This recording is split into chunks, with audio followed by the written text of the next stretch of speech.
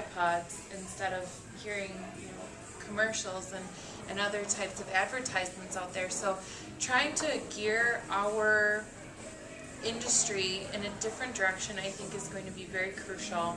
I personally use Facebook, Twitter, YouTube, and some other different social media sites to engage consumers and to get our word out there as agriculturalists about the importance of our livelihoods and what we're doing, especially since it has been under attack by different organizations such as the Humane Society of the United States and PETA, the animal activist groups like those.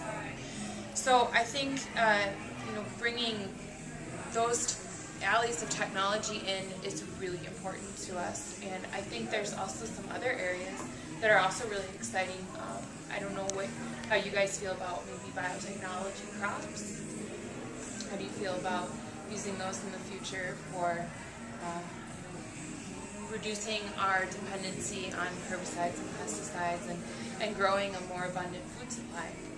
I think you touched on a really good subject where technology to the consumer, because they are removed from the farm by generations, and when they hear about something on the TV or the radio and they maybe do a web search to find more information about that, technology can help out with that. It can also be a problem.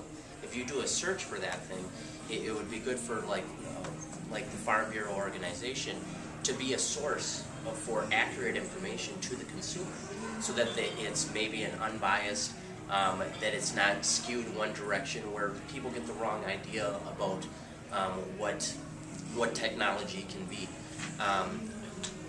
I think of maybe past technology where that they've maybe gone the wrong direction in how it's marketed maybe towards people, and maybe even just the example of when we talk about irradiated foods.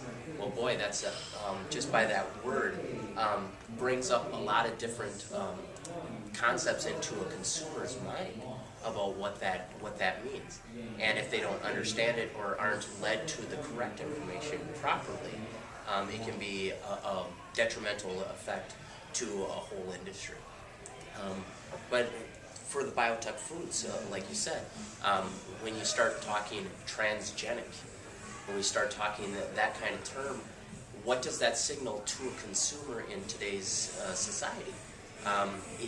If they start searching on that and get to some place where they're biased one direction, it can have a very different impact than if they're led to a source that is providing the correct and accurate information rather than a fear prospect.